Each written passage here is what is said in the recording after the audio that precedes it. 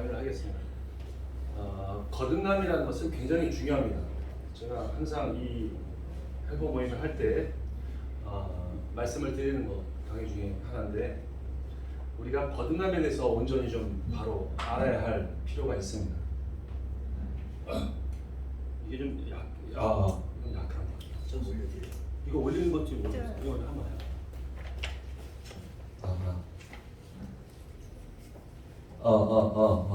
이건가? 아니, 올려봐. 최대한.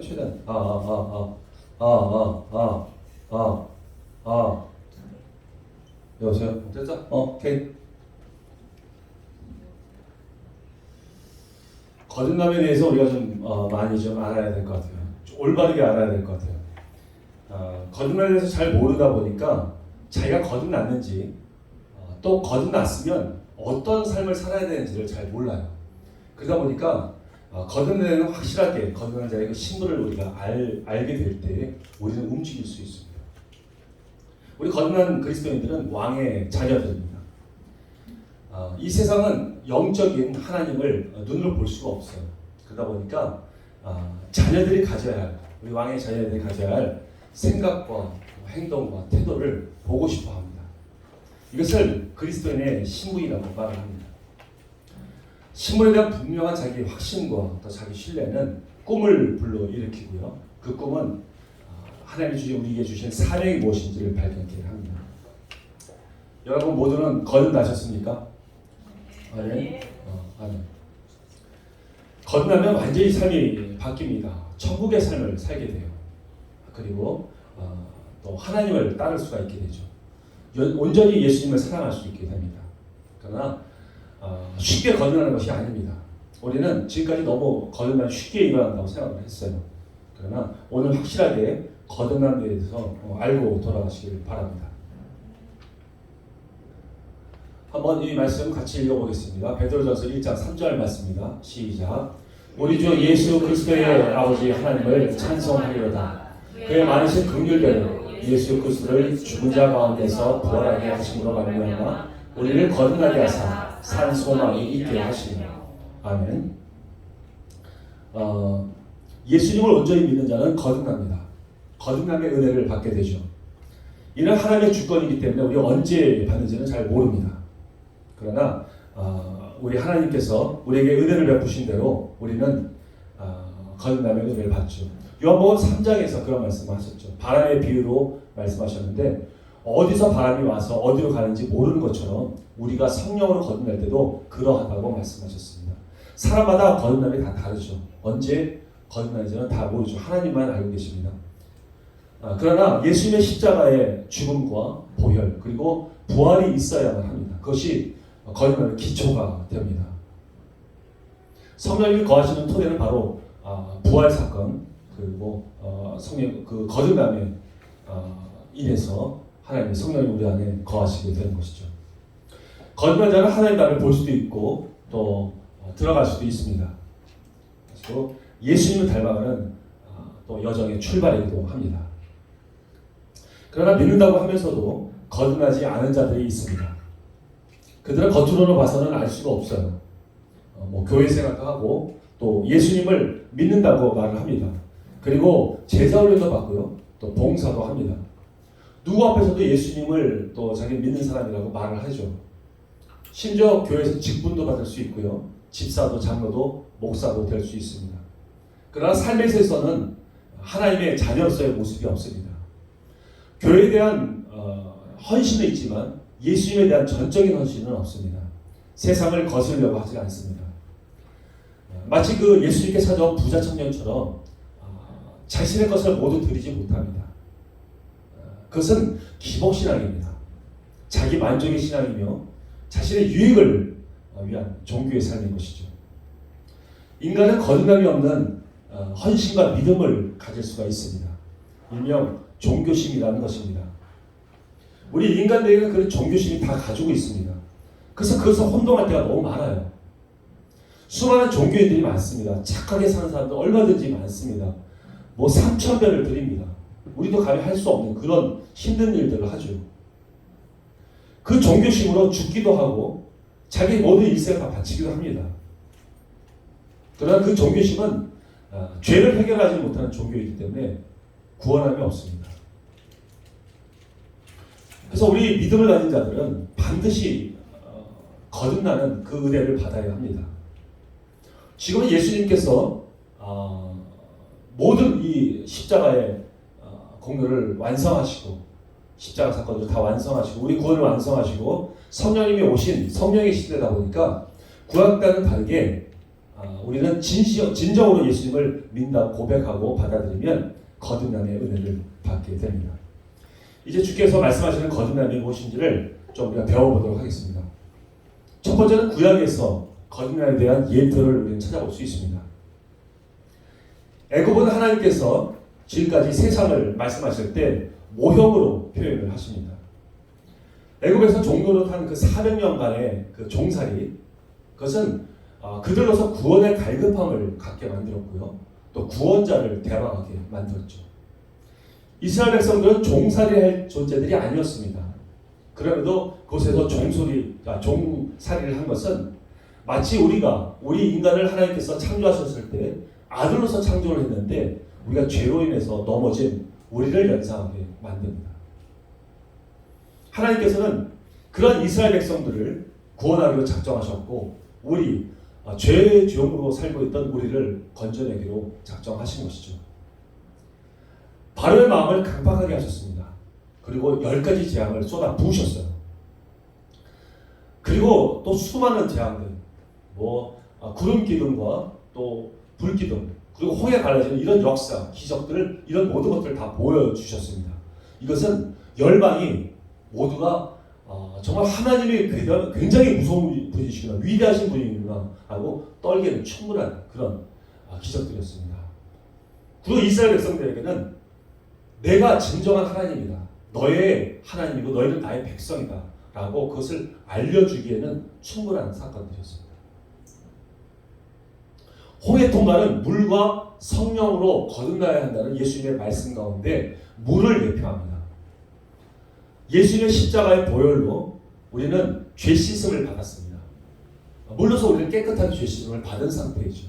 그것이 홍해를 건넌 사건입니다. 우리가 일반적으로 홍해를 건너는 것을 거듭남으로 알고 요단강을 건너가는 것을 죽어서 가는 곳으로 생각할 때가 있습니다. 그러나 그것은 아닙니다. 홍해를 건너는 것이 바로 하나님의 부르심의 상태인 것이죠. 이것이 로마서 1장 17절에서 말씀하시는 그 말씀과 같습니다. 한번 1장 17절 읽어보겠습니다. 시작. 복음에는 하나님의 의가 나타나서 믿음으로 믿음에 이르게 하나니 기록된 바 오직 의인은 믿음으로 말미암아 살리라와 같으니라. 아멘. 하나님께서 그들에게 믿을 만한 그 사건을 주셨어요.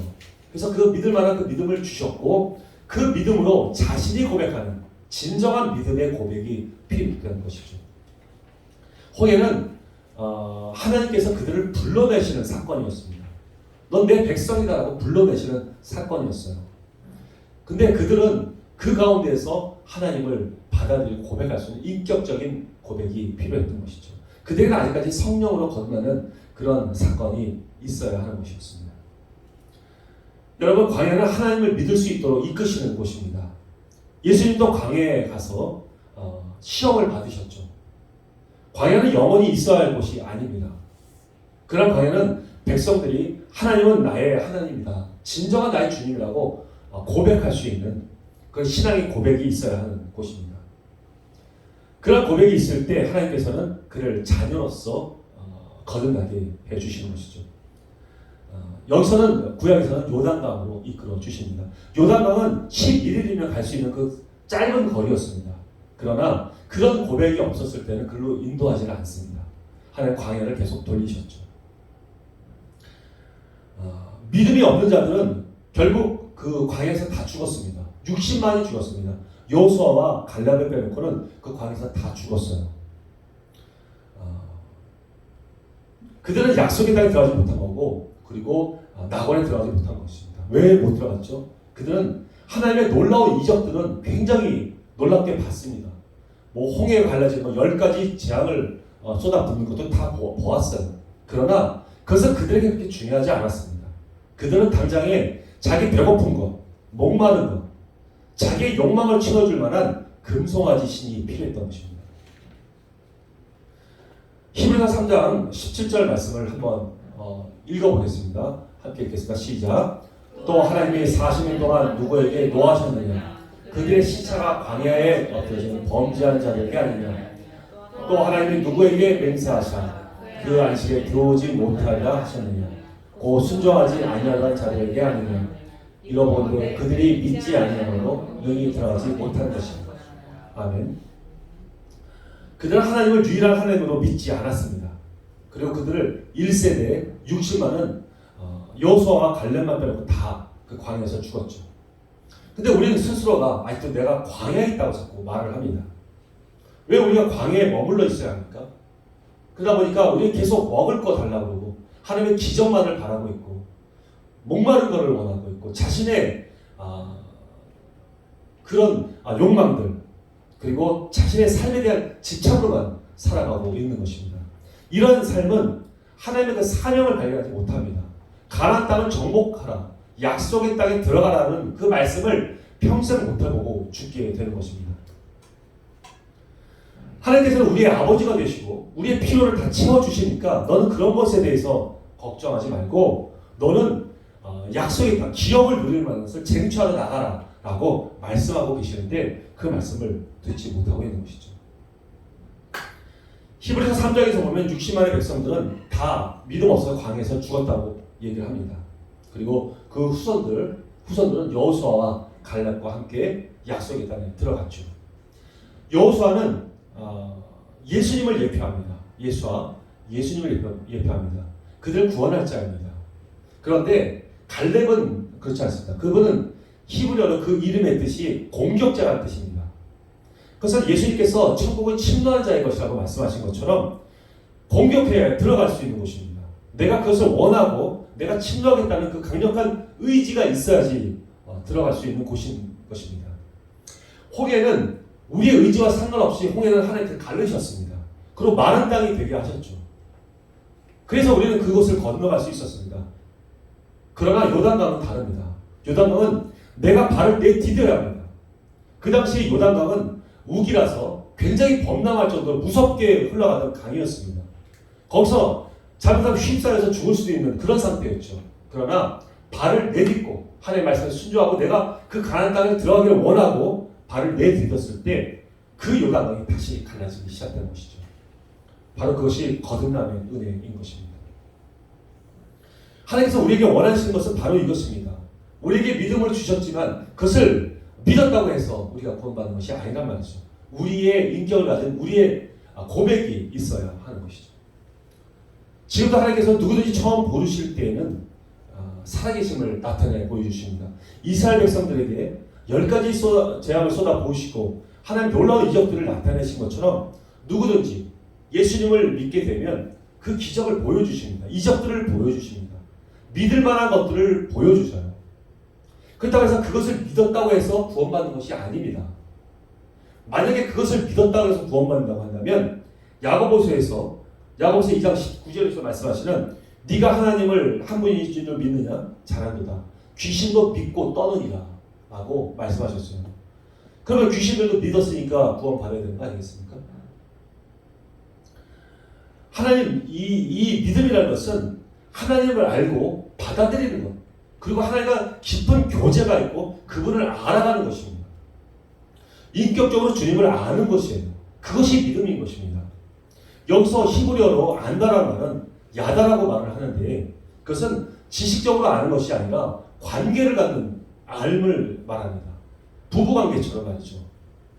같이 행동하고 같이 생활하고 함께 누리고 그리고 관계를 갖는 것들 이것이 바로 야다고 주님을 안다는 것이고 주님을 믿는다는 것입니다. 저도 예수님을 믿은 후에 2년 정도 있다가 거듭남의 은혜를 받았습니다. 저희를 죄를 깊이 깨닫게 되고 하나님이 나의 진정한 주님이라는 것을 고백하게 되었죠.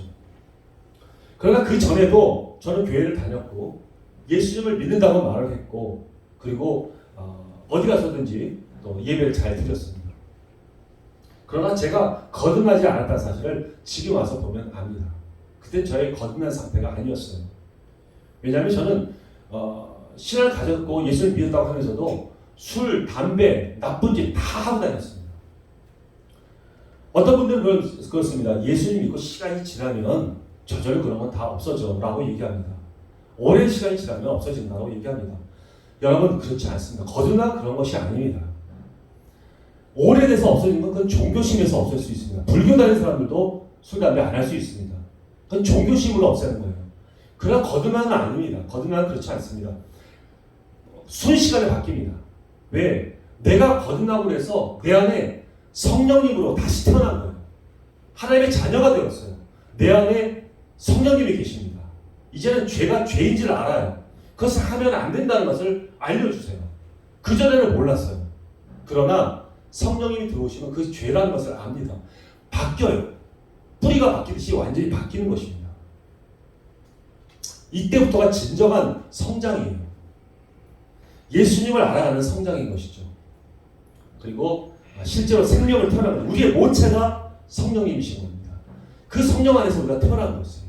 그러니까 우리는 하나님의 자녀입니다. 강력한 그 신분을 갖게 되는 것이죠.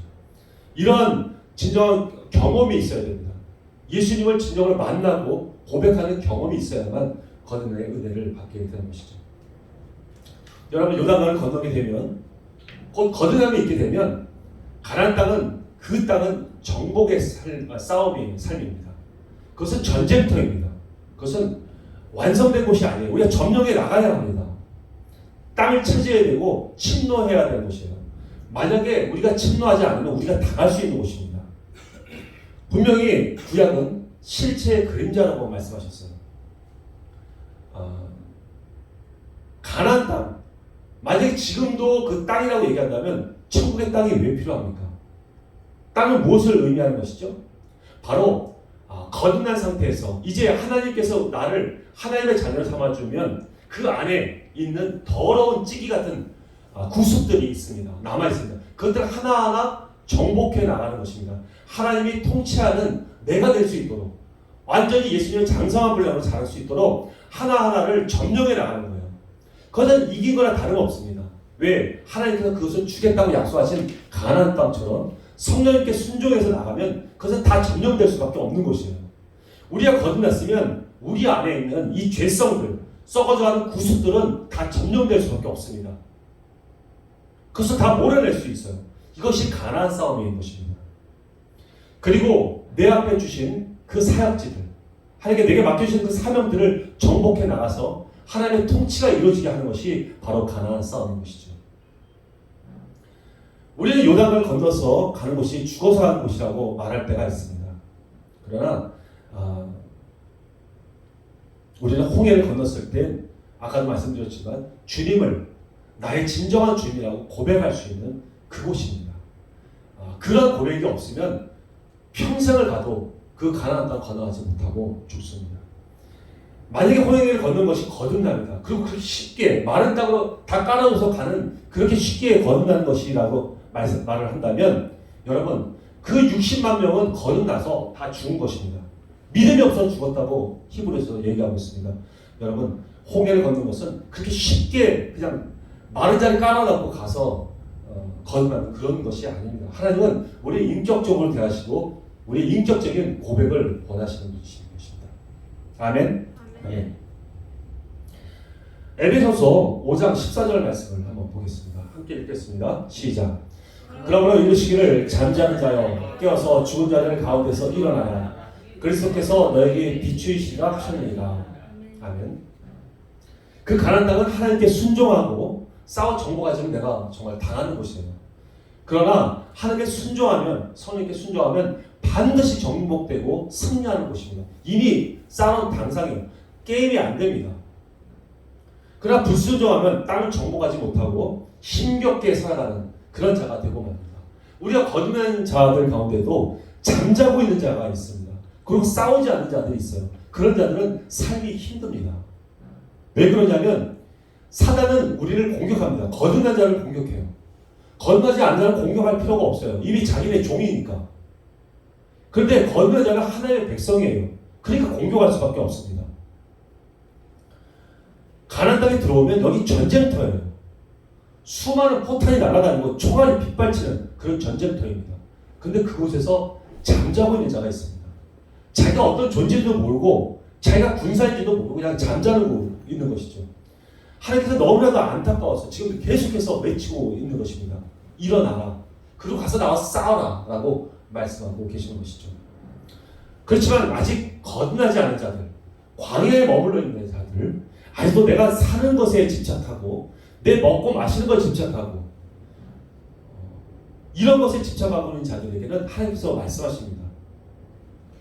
내가 너의 진정한 아버지고 하나님이다. 그것을 너는 전적으로 믿고 고백해라. 그렇게 하나님께서는 간절히 우리에게 외치고 계십니다. 그러면 그 고백이 하나님께 들어가면 하나님은 기쁜 마음으로 요단강으로 이끌어 주십니다. 거듭나게 해주시죠. 자녀 삼아 주시는 것입니다. 나의 생명과 나의 모든 것을 드릴 수 있는 것이라고 고백하게 되면 우리는 더 이상 고아들처럼 먹을 거, 마실 거, 입을 거를 구하러 다니는 그렇게 고아처럼 행동하지 않습니다. 우리 너무나도 고아처럼 행동할 때가 많아요. 우리 천국 가면 죽어서 천국 간다는 건 그것을 믿으면서 하나님 아버지 너의 모든 것을 먹이고 입히고 너를 보살필 것이다. 들풀을 봐라. 백합화를 봐라. 아니 들풀을 봐라. 까마귀를 봐라. 그렇게 비유하며 말씀하시는데도 그걸 믿질 않아요. 내가 모아야 된다고 생각하고 있습니다. 불신앙인 것입니다. 오직 하나님 앞에 그 믿음을 가지고 하나님께서 말씀하신 대로 그의 나라와 의를 구하는 그런 자녀가 되어야 할 것입니다. 거듭남은 온전한 하나님의 주권이시지만 우리의 책임도 있음을 우리는 명심해야 할 것입니다. 아멘. 아멘. 두 번째는 신약에서의 거듭남에 대해서 한번 알아보도록 하겠습니다. 요한복음 7장 39절 말씀을 한번 같이 읽어볼게요. 시작. 이는 그를 믿는 자들이 받을 성령을 가리켜 말씀하신 것이다. 예수께서 아직 영광을 받지 않으셨으므로 성령이 아직 그들에게 계시지 아니하시더라. 아멘. 오순절 성령 강림 이전에는 아직 예수님께서 십자가의 영광을 받기 전이라서 요엘서 2장 28절에서 말씀하셨던 만민들에게 부어주시겠다는 성령은 아직 오지 않았을 때입니다. 심지어 3년 넘게 예수님 앞에 직접 강의를 받고 또 훈련을 받았던 제자들에게도 그 성령이 임하지 않기는 마찬가지였습니다. 요한복음 3장에서 보면 니고데모 또한 역시 유대의 선생이고 바리새인이었음에도 불구하고 거듭남에 대해서는 알지 못했습니다. 그들은 약속하신 성령이 오신다는 것은 알고 있었지만 그것이 성령으로 거듭난다는 그 뜻인지는 그들은 알지 못했던 것이죠. 제자들은 자신의 모든 생업들을 다 포기하고 자기의 부모와 자식들을 내려놓고 예수님을 쫓았습니다. 그리고 잘 깨닫지는 못하지만 하나님의 그 말씀을 들었고 또 삶을 통해서 훈련을 받았습니다. 그러나 거기까지였습니다. 예수님께서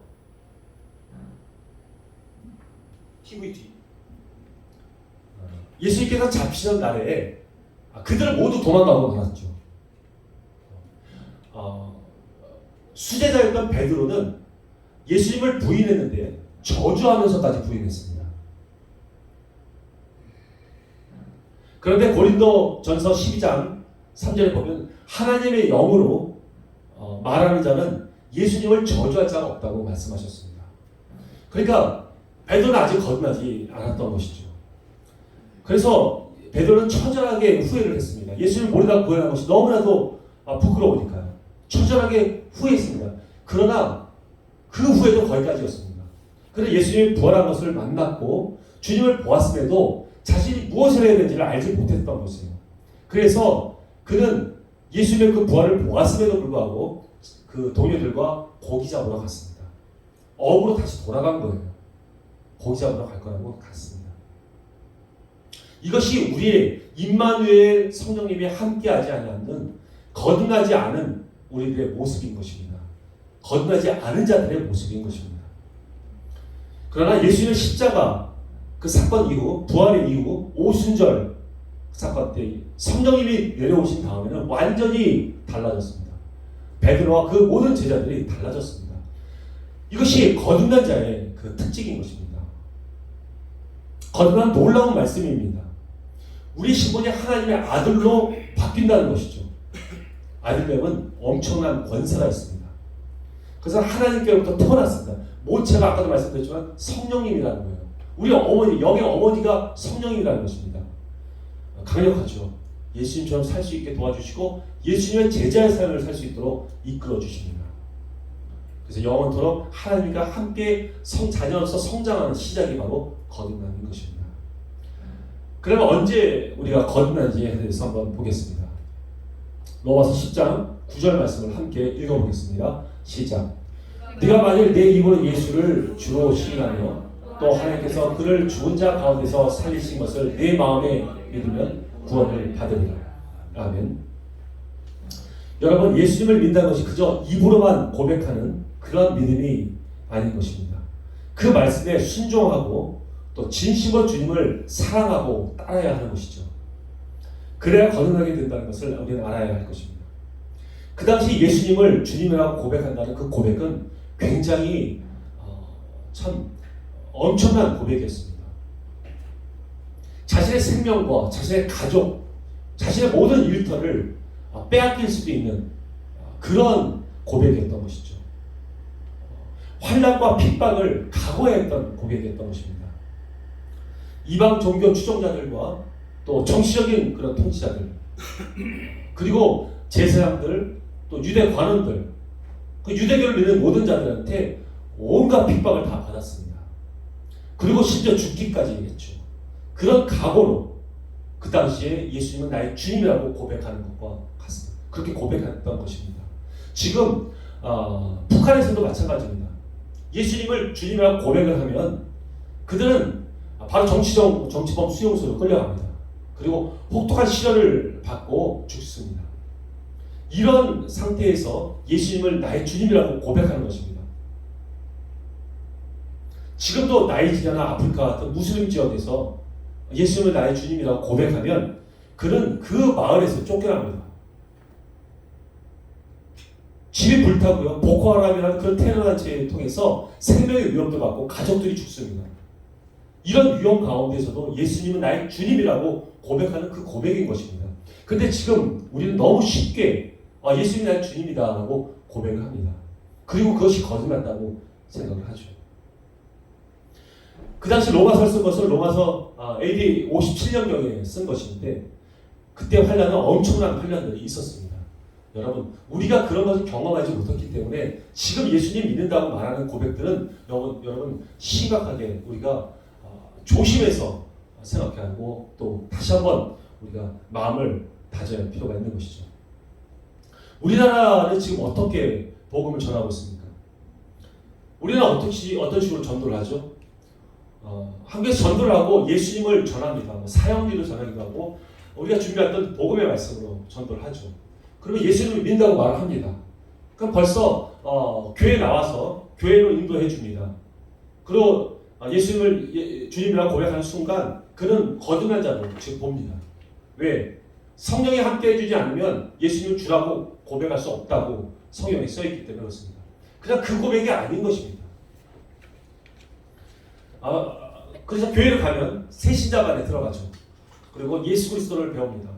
죄사함, 그리고 또 오학신, 이런 여러 가지를 다 배워요. 그리고 시간이 되면 또 세례를 줍니다. 세례 문답도 다 받고요. 세례할 때 내가 어떤 질문을 할 테니까 어떤 대답을 하면 된다라고 다 가르쳐 줍니다. 그리고 시간이 지나면 또 믿음이 좀 연약한 것 같으면 다시 또 데려다가 구원의 확신을 막 심어줍니다.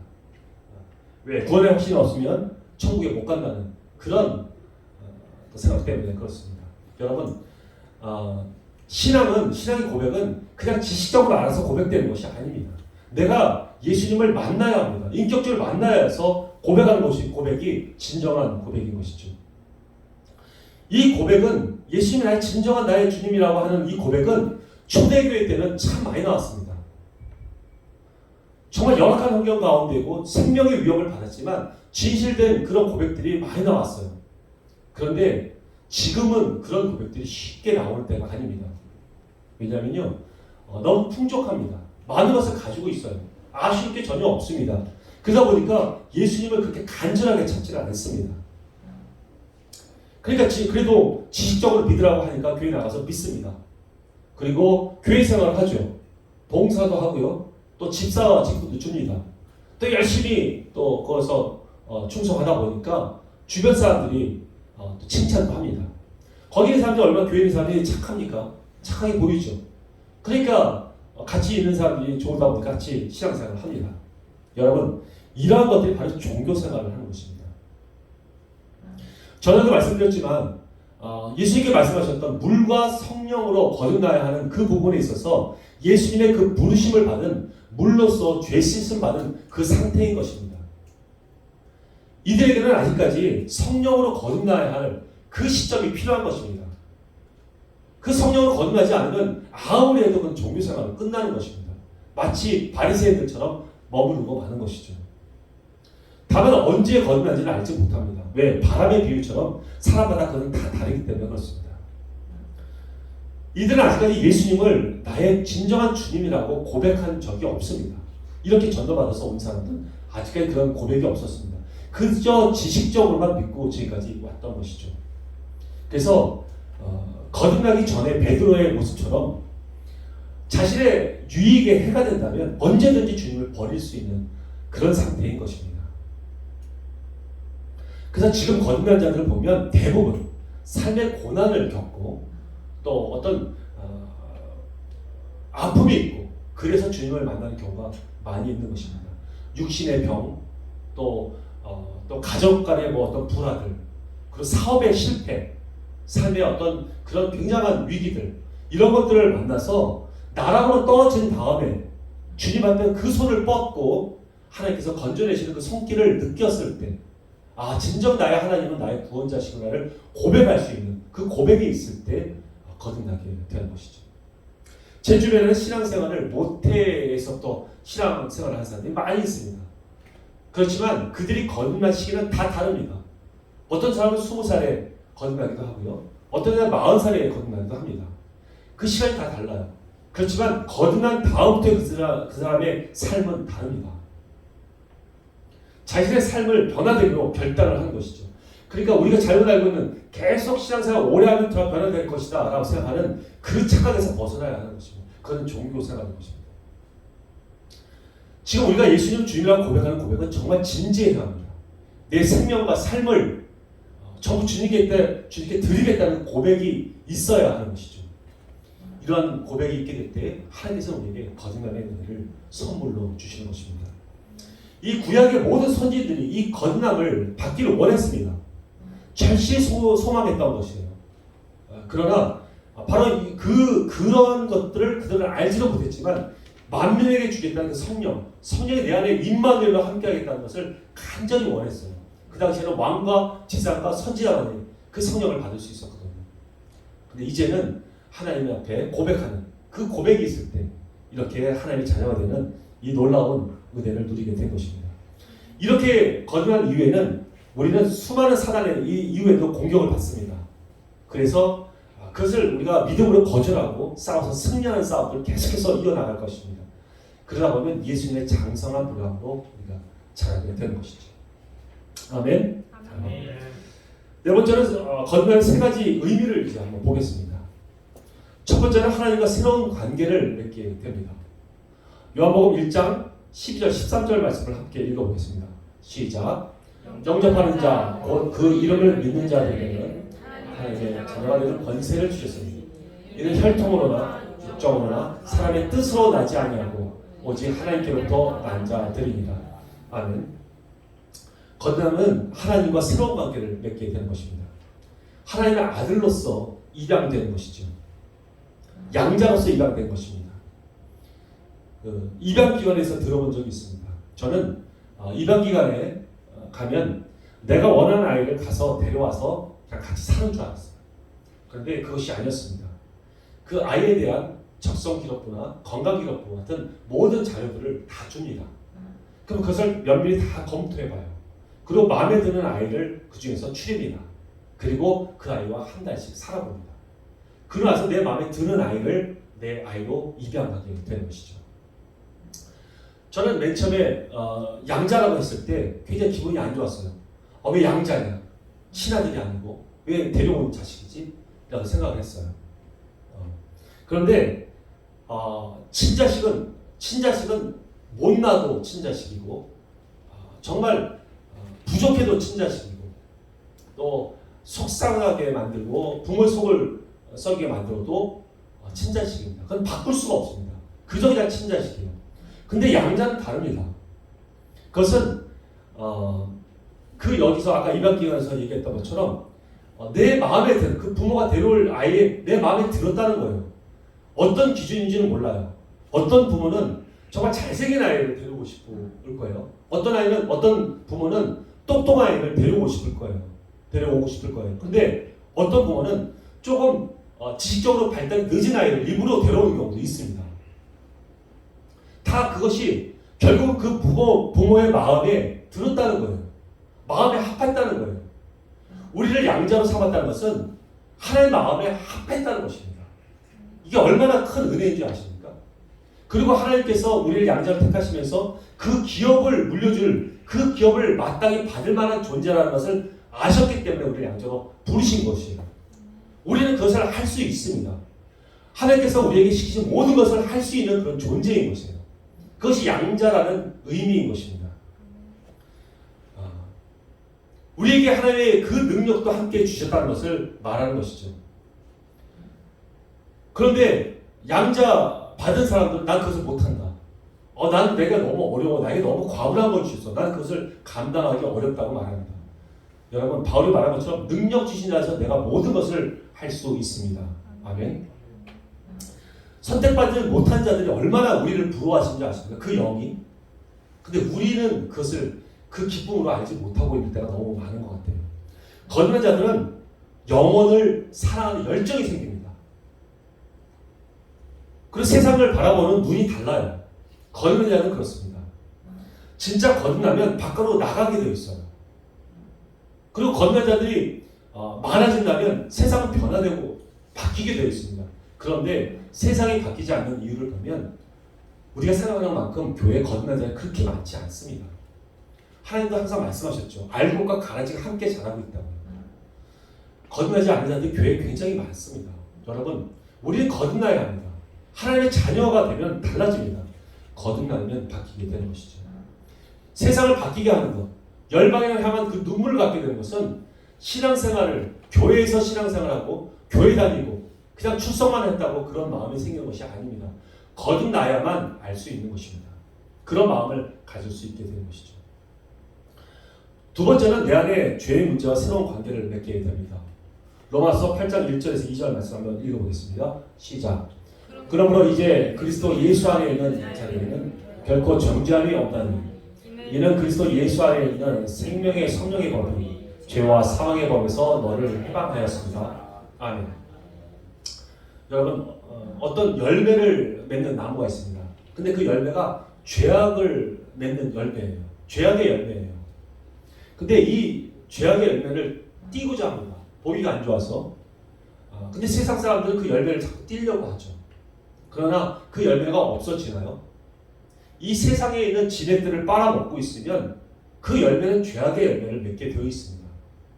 근데 그 뿌리가 계속해서 세상을 빨아먹고 있는데 그러면 그 죄악의 열매가 계속해서 맺어지고 있는데 그것을 띄면 무슨 소용이 있습니까? 우리는 이제는 그 더러운 양분을 맺고 있는 그 열매를 맺고 있는 그 나무에서 우리는 뿌리가 바뀐 것입니다. 세상을 빨아먹고 있는 뿌리가 이제는 예수 그리스도, 하나님의 진액을 빨아먹는 예수 그리스도의 뿌리도 바뀌게 된 것이에요. 이 뿌리가 바뀌기 때문에 완전히 달라지는 것입니다.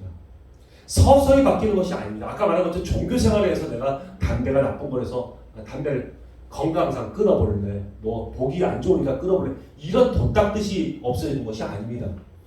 우리는 죄를 사랑했던 그 모든 모양 가운데에서 이 가지가 잘라지고 접붙임이 된 거예요. 예수 그리스도의 뿌리로 접붙임이 된 것입니다. 뿌리가 바뀐 겁니다. 우리가 빨아먹는 것은 이제 하나님의 아름다운 진액으로 빨아먹게 되어 있어요. 그러니 죄가 완전히 단절된 것입니다.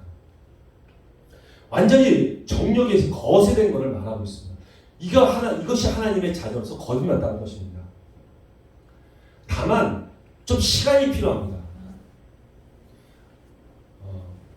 그 열매를 좀 빨리 없애려고 한다면 시간이 좀 필요해요. 어떤 분들은 바로 예수님을 막 쭉쭉 빨아먹다 보면 이걸 금방 떨어져서 없어지게 되지만 이 빨아먹는 것을 굉장히 늦추고 거듭난 자임에도 불구하고 예수님을 채우지 못하고 예수님의 양분을 빨아먹지 못하는 자들은 계속해서 이 남아있던 이 죄악된 열매가 계속 매달려 있을 뿐이죠. 그러나 완전히 우리 뿌리는 바뀐 것입니다. 여러분, 우리가 거듭난 자는 죄에 대해서 완전히 단절되었기에 죄를 알 수 있습니다. 내 안에 죄가 있다는 것을 알아요. 그래서 이것을 하면 죄라는 것, 하나님 성령께서 싫어한다는 것을 압니다. 거듭나기 전에 그걸 몰라요. 체면상 안다고 얘기하지만 그것을 진정으로 모릅니다. 합리화시킬 수 있고 얼마든지 지을 수 있어요. 그런데 거듭나면 이것이 죄라는 걸 명백하게 압니다. 그래서 그걸 하지 못해요. 괴롭습니다. 여러분, 담배 피우는 게 죄입니까? 술 먹는 게 죄예요? 음란한 영상 보는 게 죄예요? 세상에서는 죄라고 얘기하지 않습니다. 그러나 거듭난 자는 그것이 죄라는 것을 알아요. 그게 너무나도 고통스럽습니다. 그렇기 때문에 거듭난 자들은 그 죄를 짓는 자들에게 가서 얘기해 줄 수가 있어요. 이것을 멀리하라고 말해 줄 수가 있어. 도와줄 수가 있는 것이죠. 그런데 아직도 해결되지 않는 것이라면 아까도 말씀드렸지만 예수님의 양분을 충분히 빨아먹지 못했기 때문에 그렇습니다. 바뀌지 않는 이유는 오직 한 가지예요. 내가 자꾸 이걸 띄려고 하니까 안 띄어지는 거예요. 우리는 예수님의 양분을 자꾸 먹어야 합니다. 그래서 예수님과 친밀한 관계를 유지하는 거예요. 한번 예수님을 지식적으로 알고 끝나는 것이 아니라 예수님을 아는 만큼 순종하고 그분과 계속 친밀한 관계를 유지해 나가는 것입니다. 요한복음 17장 3절 말씀을 한번 읽어보겠습니다. 시작. 영생은 곧 유일하신 참 하나님과 그가 보내신 자 예수 그리스도를 아는 것입니다. 아멘. 영생은 예수 그리스도를 아는 것이라고 말씀하십니다. 여기서도 아는 것이라고 얘기하는데 이것은 헬라어로 기노스코라고 얘기를 합니다. 이것은 계속해서 지속적으로 알아야 하는 것을 말합니다. 한번 지속적으로 아는 것, 이것이 영생이 아니라 지속적으로 예수님을 알아야 하는 것을 말하는 것입니다. 아까도 말씀드렸지만 계속해서 관계를 가져야 하는 것입니다. 이것이 영생이고 우리가 구원받는 거고 참된 하나님의 자녀로서 살아가는 길인 것입니다. 거듭난 자는 세상에 있는 모든 정욕들을 다 내려놓습니다. 정말 우리가 거듭남이 무엇인지를 확인해보고 정말 그렇게 내가 거듭났는지, 죄를 내가 정말 싫어하고 있는지, 내가 하나님의 예수님의 양을 충분히 빨아먹고 있는지를 한번 점검해 봐야 합니다. 세 번째는 세상과 새로운 관계를 맺습니다. 고린도후서 5장 18절에서 19절 말씀입니다. 함께 읽어보겠습니다. 시작. 모든 것이 하나님께로서 났으며 그가 그리스도로 말미암아 우리를 자기와 화목하게 하시고 또 우리에게 화목하게 하는 직분을 주셨으니 곧 하나님께서 그리스도 안에 계시사 세상을 자기와 화목하게 하시며 그들의 죄를 그들에게 돌리지 아니하시고 화목하게 하는 말씀을 우리에게 부탁하셨느니라. 아멘. 거룩한 삼각관계가 있습니다. 그것은 우리 하나님은 그동안 우리를 다스리셨습니다. 그것을 로드십이라고 말합니다. 근데 하나님은 우리를 자녀로 삼으시고 자녀를 우리를 만드시고 우리 자녀와 함께 동반하기를 원하십니다. 펠로우십이라고 말하죠. 하나님께서는 우리 이 자녀들이 이 세상을 다스리기를 원하십니다. 우리를 그 사이에 두시고 우리가 이 세상을 다스리기를 원하고 계십니다. 바로 리더십입니다. 우리는 하나님의 자녀들은 이 세상의 리더자가 되었습니다. 세상은 우리를 통해서 보이지 않는 하나님을 보기를 원하십니다. 원하고 있습니다. 우리 하나님 나라를 나타내는 자들이죠. 그것은 삶의 모든 부분, 가정, 정치, 경제, 교육, 또 미디어, 스포츠 모든 영역에 있어서 하나님의 원칙들을 드러내기를 원합니다. 하나님의 방법들을 보기를 원하는 것이죠. 네가 하나님의 자녀면 과연 이렇게 살 때 어떻게 살 것이야. 이것을 보기를 원합니다. 하나님 또한 그러한 삶을 살기를 원하고 계시죠. 이것이 바로 빛과 소금의 삶인 것입니다. 세상의 방법을 우리가 추구하거나 따라가지 않고 세상을 거슬러 갈 수 있는 자, 그것이 바로 빛과 소금의 역할입니다. 성경적으로 사는 삶, 이것이 옳다라고 말하는 것을 하나님께서 말씀하신 그 방법으로 살아가는 것이 바로 거듭난 자의 삶인 것입니다. 세상에는 예수님의 빛을 비추는 자들이 교회라는 사람들이 비추는 것이 아닙니다. 그것은 거듭난 자들이 그 빛을 비출 수 있고 선한 영향력을 행사하는 자들입니다. 이로써 그들을 진정으로 그리스도인이라고 하나님께서 말씀하십니다. 우리는 이 세상과 새로운 관계를 맺어야 합니다. 이 세상에 문화를 즐거워하는 자들이 되어서는 안 됩니다. 이 세상에 썩어져가는 그 문화를 즐기는 것이 아니라 하나님의 문화를 즐거워해야 합니다. 그리고 하나님의 문화로 우리는 살아가야 합니다. 이것이 옳다는 것을 모든 사람에게 증거하고 나타내야 해야 합니다. 하나님께서 그것을 우리에게 기대하고 계시는 것이죠. 그래서 우리가 온전한 자녀가 되어서 이 세상을 하나님의 방법으로 다스려 주기를 원하고 계시는 것입니다. 아멘. 아멘. 이제 우리 다섯 번째 거듭난 자의 특징에 대해서 보겠습니다. 거듭난 자에게는 7가지의 특징이 있습니다. 이 특징들을 본인들에게 잘 적용해서 현재 자신이 거듭난지를 한번 점검해 보시기 바랍니다. 이 중에서 하나라도 없다면 여러분 거듭나지 않았을 수도 있습니다. 내가 거듭난 줄을 착각하고 있는 걸 수도 있어요. 그러니까 본인들에게 잘 적용해서 내가 거듭났다면 정말 하나님의 말씀대로 내가 전쟁터에 있다는 것을 확실히 알고 정말 하나님 나라와 의를 위해서 전적으로 싸워야 하고 있고요. 그리고 만약에 내가 들어봤더니 이거 한두 가지가 내가 없는 것 같아. 그럼 거듭나지 않았다는 것을 알고 하나님께 간절히 기도하고 나의 전 인생과 나의 생명까지도 하나님께 맡길 수 있는 나의 진정한 주님이라는 고백할 수 있기를 바랍니다. 아멘. 첫 번째는 말씀의 젖을 사모합니다. 베드로전서 2장 1절에서 2절 말씀입니다. 한번 함께 읽겠습니다. 시작. 그러므로 모든 악독과 모든 기만과 외식과 시기와 모든 비방하는 말을 버리고 가난하기를 같이 순전하고 신령한 젖을 사모하라. 이는 그로 말미암아 너희로 구원에 이르도록 자라게 하리라. 아멘. 거듭난 자는 하나님 말씀을 사모합니다. 마치 아이가 엄마 젖을 사모하듯이 계속 구하죠. 아무리 먹어도 질리지 않습니다. 계속 먹습니다. 맛있게 먹어요. 성경을 계속 읽어도 질리지 않습니다. 계속 하나님의 말씀을 주석을 찾아봐서 알기를 원하고요. 또 여러 가지 단어를 찾아보면서 그 사례들을 보면서 하나님의 말씀을 자꾸 먹기를 원합니다. 이때 읽는 성경 말씀은 이 신앙의 기초가 됩니다. 단단하게 내 신앙생활에 여기 새겨지게 되죠. 나의 신앙을 견고하게 만들어줍니다. 그래서 성령님의 은혜로 말씀을 계속해서 먹고 자라게 됩니다.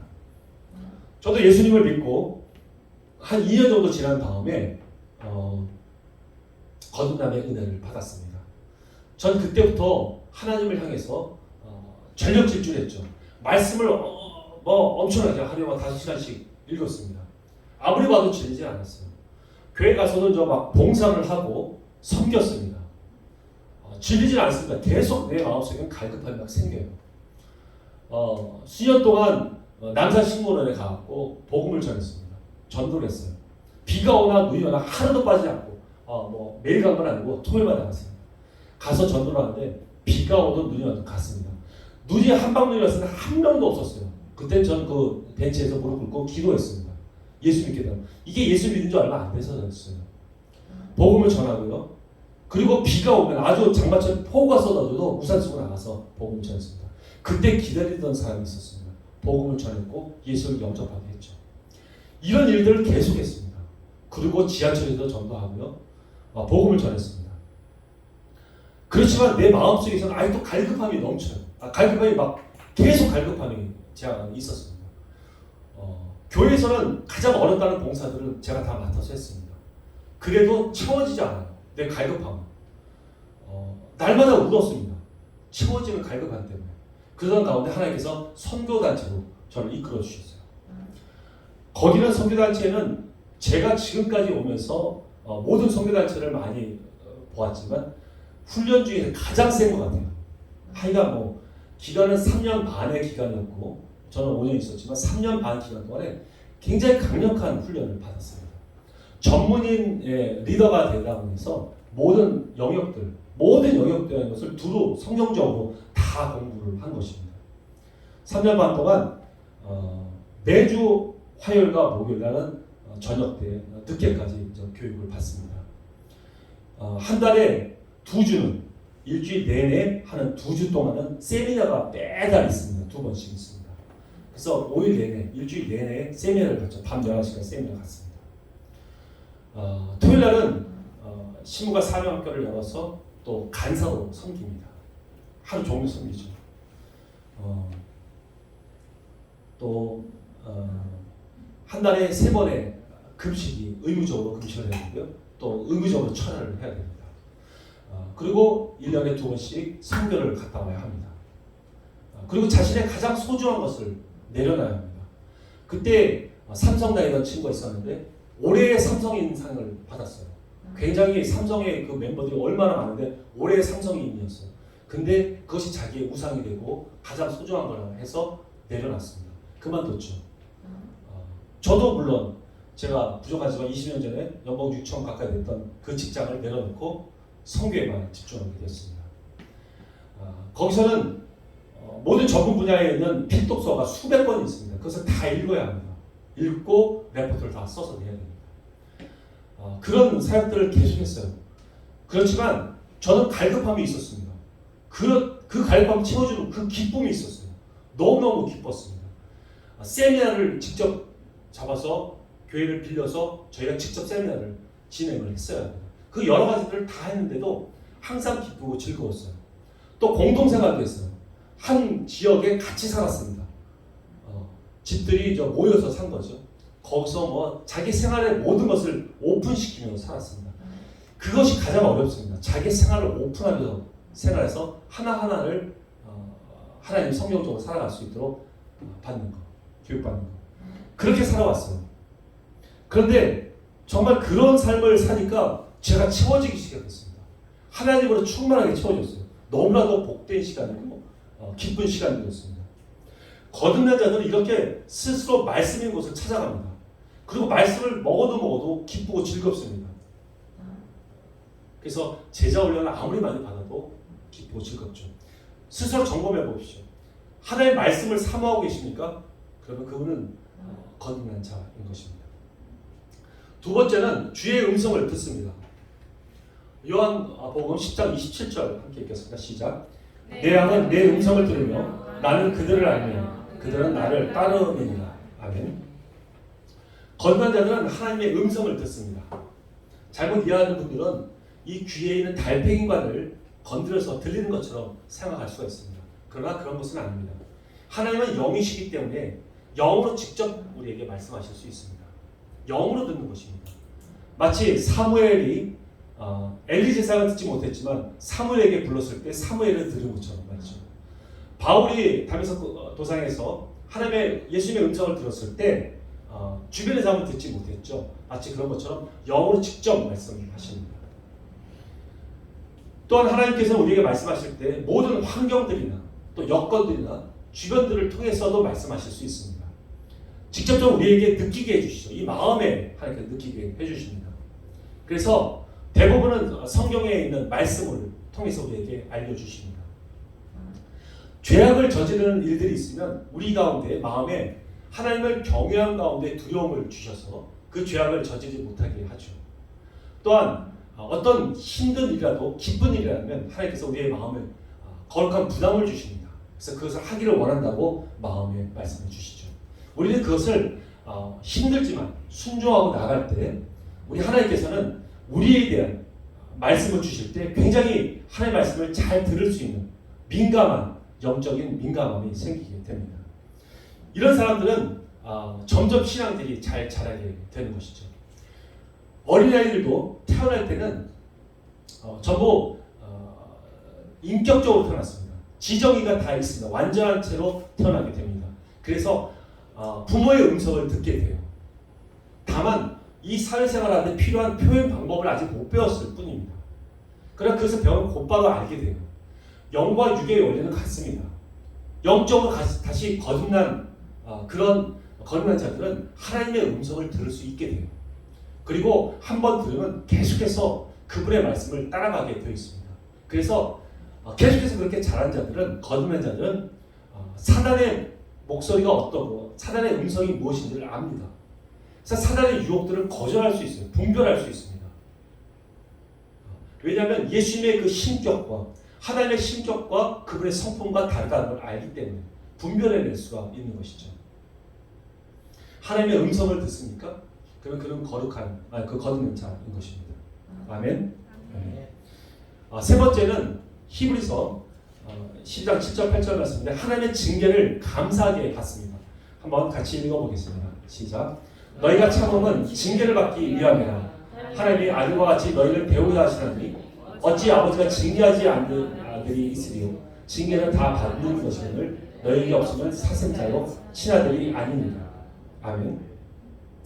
거듭난 자들은 죄를 짓거나 바른 길로 가지 않으면 하나님께서 징계를 주십니다. 그러나 이것은 죄의 대가를 치르는 형벌이 아닙니다. 그래서 이미 예수님께서 십자가로서 우리의 모든 죄의 형벌을 이미 다 대속해서 받으셨기 때문입니다. 거듭난 자들은 그래서 이것이 징계가 나를 사랑하는 하나님의 사랑임을 압니다.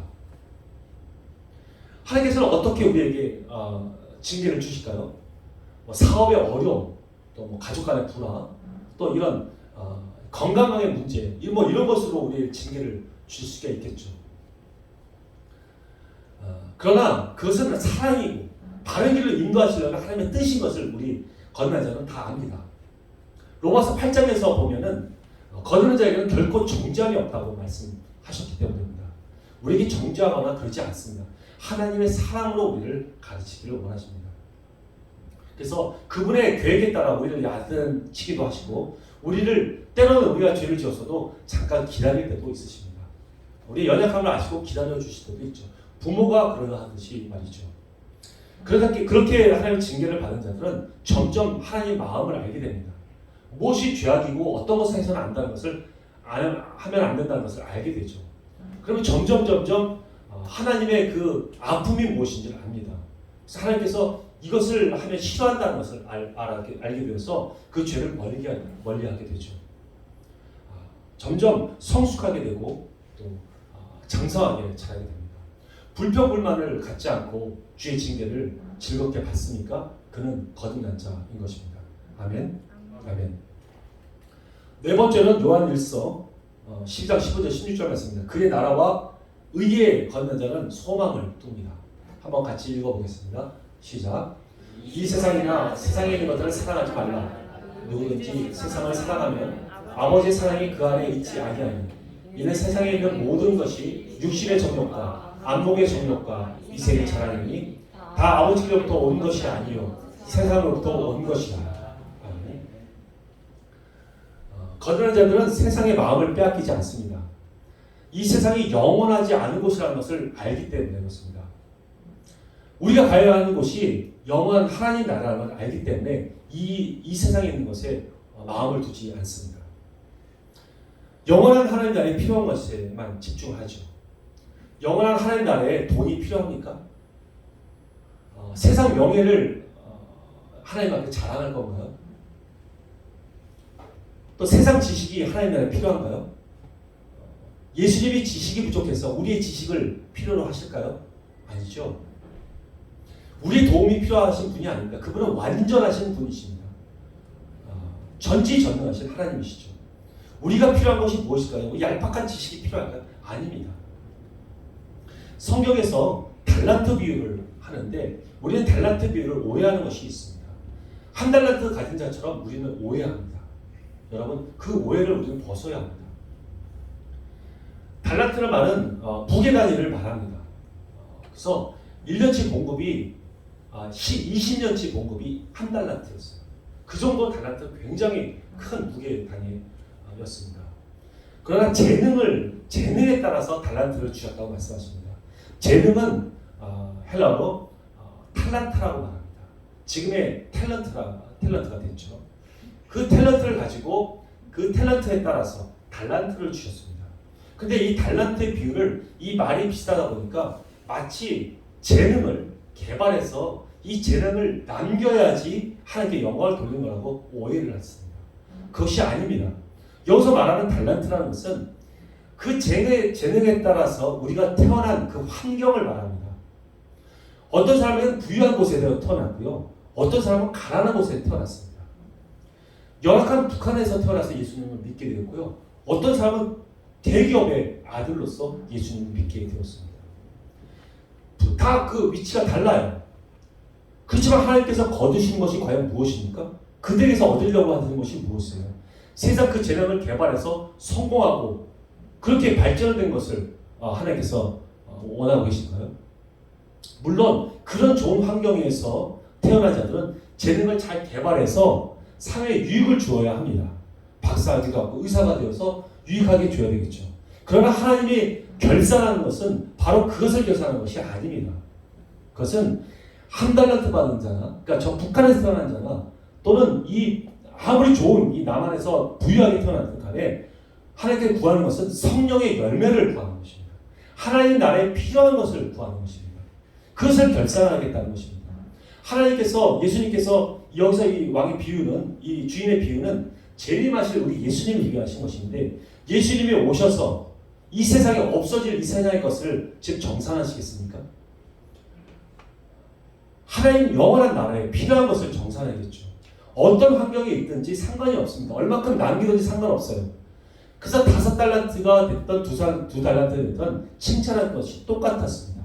1달란트도 오해하지 않고 그대로 1달란트 남겼으면 그도 칭찬을 똑같이 받았을 것입니다.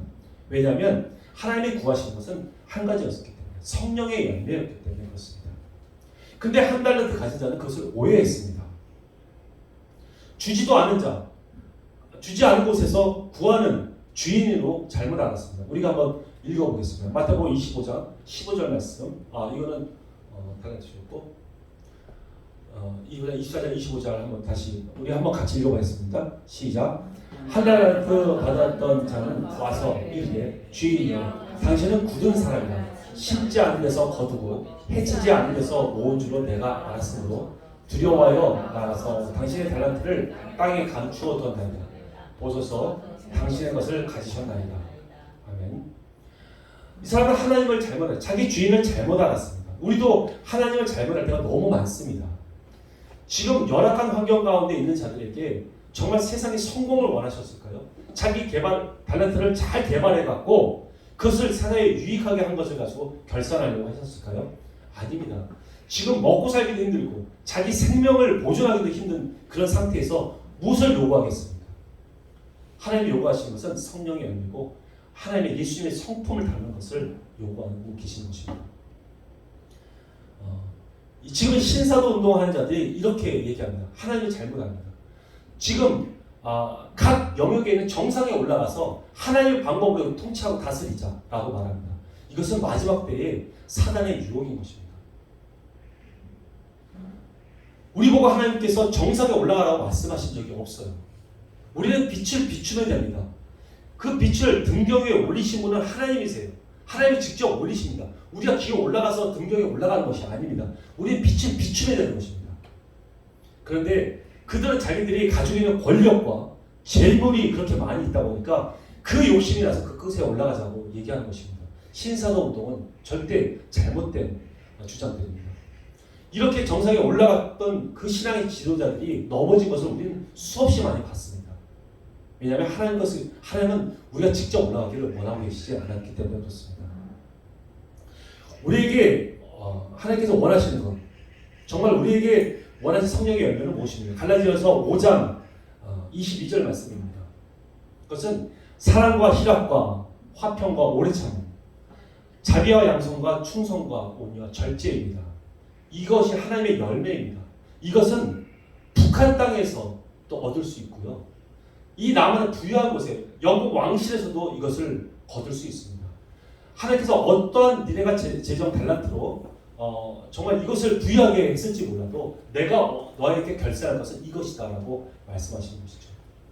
이것은 정말 아까도 말씀드렸죠. 나이지리아에서 태어나서 예수를 믿던 어디에서 믿든 간에 우리에게 요구하는 공평한 요구인 것입니다.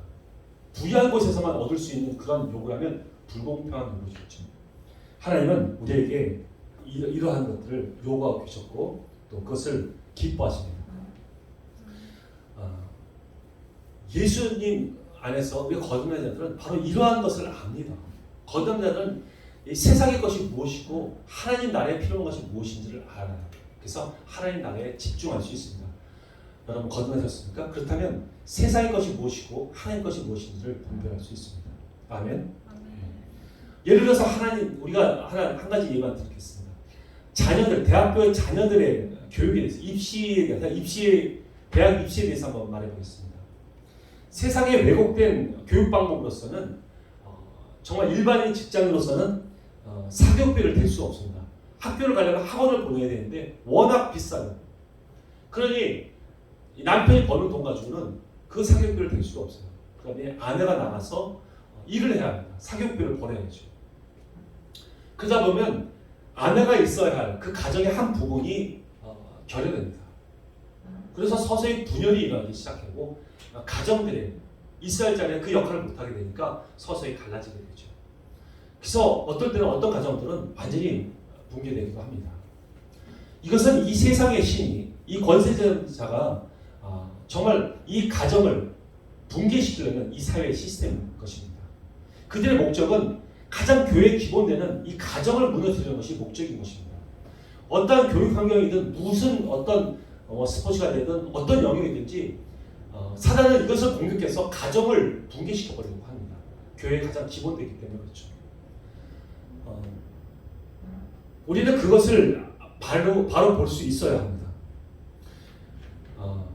예를 들어서 아이들이 교육을 합니다. 그러나 열심히 배웁니다. 열심히 공부합니다. 그 교육하면서 배우는 것이 무엇입니까? 지식을 배우는 것입니까? 아니요. 지식은 나중입니다. 먼저 그 고3의 그 입시 공부를 하면서 배울 수 있는 것은 여러 가지가 있는데 하나님의 성품을 배울 수가 있습니다. 그것은 인내를 배울 수 있고요. 또 오래 참음을 배울 수 있고요. 또 절제를 배울 수 있습니다. 자기가 하고 싶은 것을 하지 않고 참아낼 수 있습니다. 인내할 수 있습니다. 끝까지 할 수 있는 신실함을 배웁니다. 이것이 예수님의 성품입니다. 이것을 배웠으면 예수님 앞에서 하나님 앞에서는 다 된 겁니다. 모든 것이 갖춰진 거예요. 다만 대학 입시는 그것에 대한 하나님의 주시는 재능에 맞게 주신 선물일 뿐입니다. 우리는 그것이 준비되면 하나님께 놀랍게 쓰임을 받습니다. 대학을 갔던 박사학위 따든 이래서 쓰임받는 것이 아닙니다. 하나님 그런 사람 더 안 씁니다. 모세를 보시잖아요. 모세 40년 동안 모든 학문을 다 세상의 학문을 다 배웠지만 하나님은 안 쓰셨습니다. 40년 동안 완전히 너덜너덜한 상태를 만들어 놓고 나서 쓰셨죠. 바울도 이런 말을 했습니다. 내가 가지고 있는 모든 지식을 배설물 같게 여긴다고 말씀하셨죠.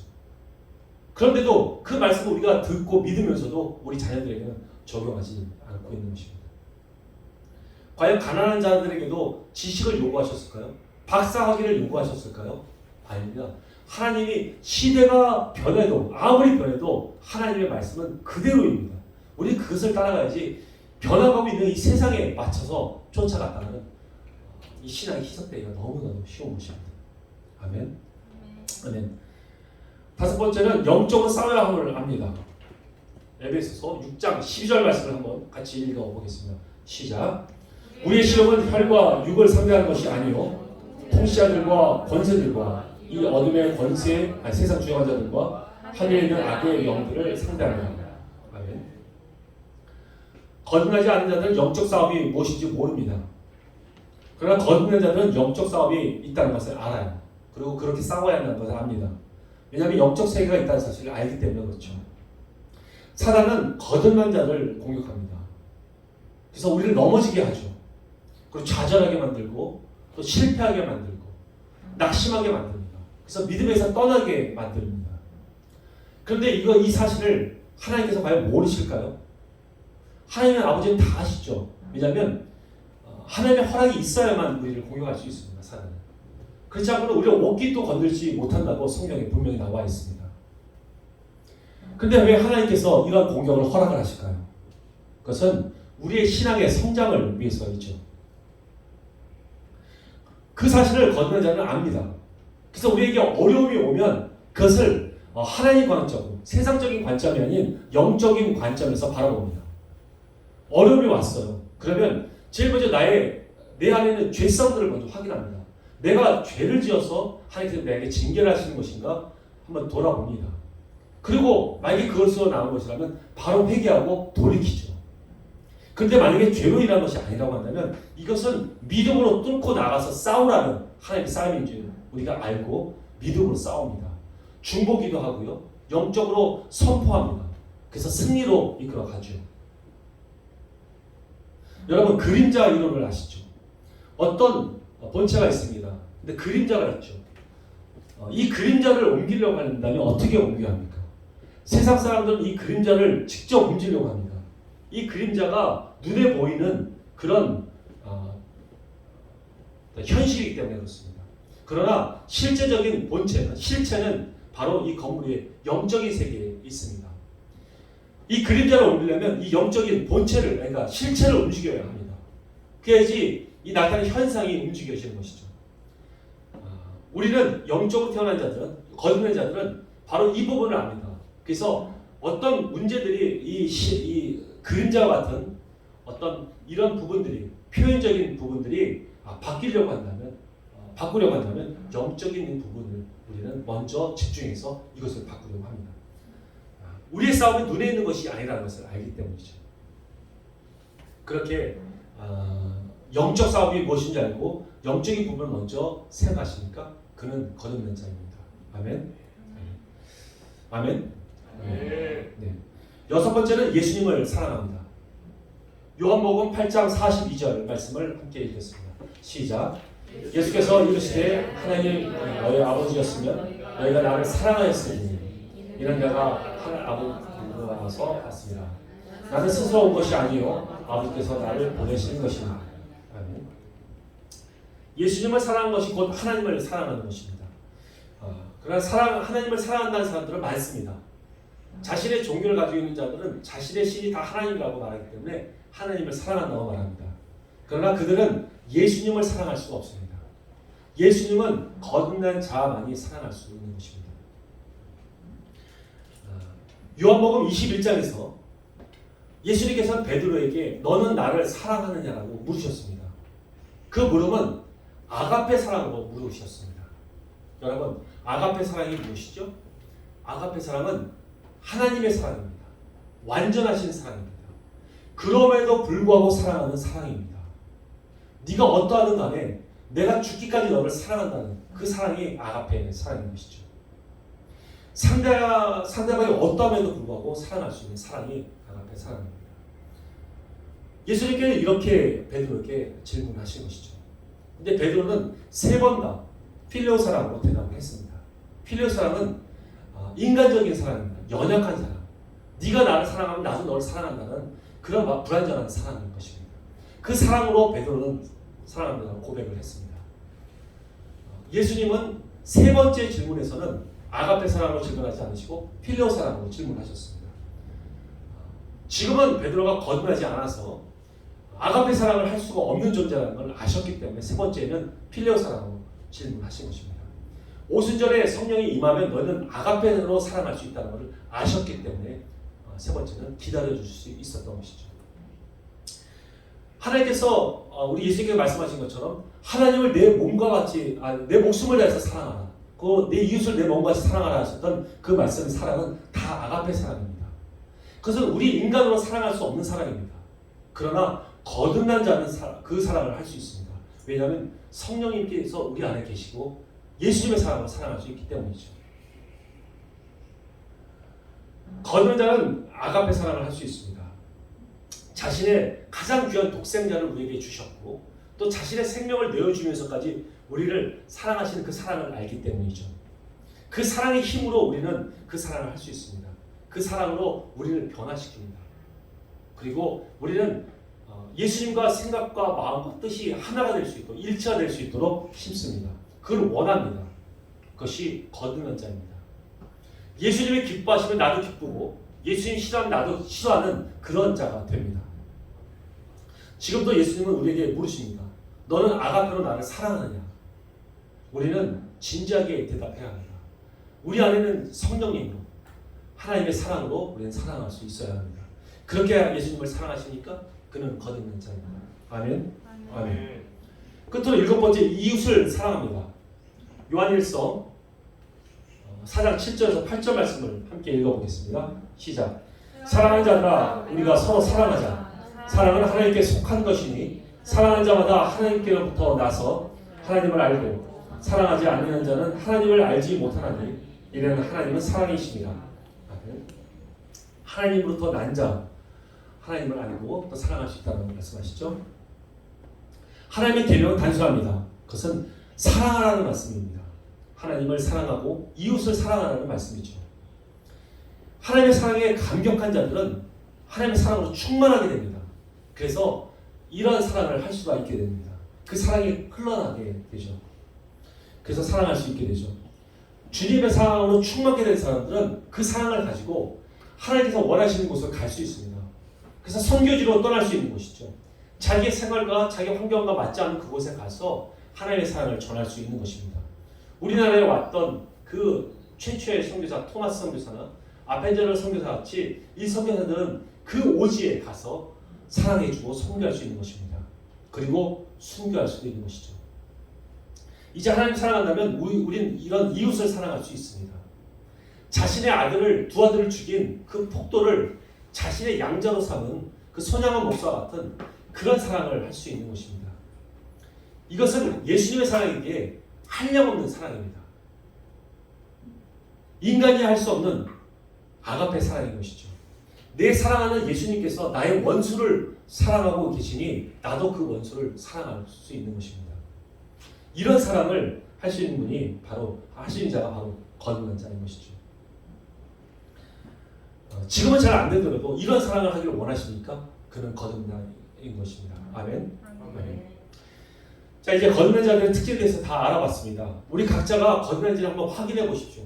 만약에 이 중에서 하나라도 없다면 여러분 거듭나지 않을 수 있으니까 하나님 앞에 간절히 매달려야 합니다. 그리고 내가 하나님 앞에 내 인생을 다 바치겠습니다. 내 생명 다 바치겠습니다. 그리고 온전히 순종하겠습니다. 고백하는 사람이 되어서 거듭나는 일을 받기를 바랍니다. 그러나 거듭났다면 그런 자들이 지금 이 교회에 많이 있다면 왜 세상이 변화되지 않을까요? 결론은 한 가지입니다. 거듭난 자는 잠자면 안 됩니다. 머물려고 하면 안 되는 것이죠. 깨어있지 않으면 안 됩니다. 우리의 목표가 단순히 거듭나는 것이 목표가 아닙니다. 구원받는 것이 목표가 아닙니다. 거듭나는 것은 신앙의 출발입니다. 우리가 잘할 수 있는 출발인 것이죠. 우리는 성장해야 합니다. 우리에게 정복해야 할 땅이 있어요. 그것이 사명이죠. 진정으로 거듭난 자들은 하나님의 간절한 외침을 듣습니다. 그래서 우리 주변에 필요한 것이 많다는 걸 아시고 그리고 우리에게 가라고 하실 때 우리는 그것을 가게 되는 것이죠. 여러분 도전받기 바랍니다. 잠자는 자들은 이제 일어나서 깨어나길 바랍니다. 우리는 거시적인 공동체의 교회입니다. 그 교회이며 지체입니다. 이제 각기 필요한 곳에 우리가 가서 그들을 도와주고 그리고 그들이 정말 아프지 않고 건강한 교회가 될 수 있도록 도와야 합니다. 그것이 교회든 성교이든 상관없습니다. 하나님께서 가라고 하시는 그곳에 가야 하는 것이죠. 사령관 되신 예수님께서 우리에게 가라고 명령하시면 우리는 순종하며 그곳에 갈 수 있는 정말 진정한 용사가 되어야 할 것입니다. 가서 싸우면 반드시 승리합니다. 왜냐하면 이미 이 싸움은 우리가 이긴 싸움이기 때문에 그렇습니다. 성령님께 온전히 순종하고 나가서 싸워서 점령하여서 우리의 기업을 이루시는 저와 여러분이 모두 되기를 예수님의 이름으로 축원드립니다. 아멘. 기도하겠습니다. 하나님, 거듭남의 은혜를 주신 우리 하나님께 감사를 드립니다. 하나님, 우리가 거듭났으며 정말 잠자고 있으면 안 된다는 것을 압니다. 이제 하나님 깨어 일어나서 우리 주의 음성을 듣고 그렇게 우리에게 간절히 외치시던 우리의 하나님의 음성을 듣고 하나님의 마음을 후련하게 해드리고 기쁘게 해드리고 움직이고 행동하는 자가 되겠습니다. 하나님, 은혜를 베풀어 주시고 이끌어 주시기를 소원합니다. 하나님, 또한 우리가 아직 이 7가지 특징을 보았을 때 그것이 내게 없음을 안다면 이제라도 하나님 당장에 하나님 앞에 무릎을 꿇고 우리의 모든 삶을 하나님께 맡기는 진정한 신앙의 고백이 있는 자가 되겠습니다. 그럴 때 거듭남의 자리로 이끌어 주셔서 하나님의 자녀가 되는 권세를 주시고 하나님과 함께 동행하며 영원한 하나님 나라를 차지하는 저희 모두가 되게 하여 주옵소서. 하나님 거듭난 자들을 축복하시고 하나님 거듭난 자에게 더욱더 하나님의 나라를 힘껏 부어주시고 하나님 우리에게 하나님의 사랑으로 인도해 주시옵소서. 주신 말씀에 감사와 찬양과 경배를 올리며 예수님의 이름으로 기도 올려옵나이다. 아멘. 감사합니다. 10분 쉬겠습니다.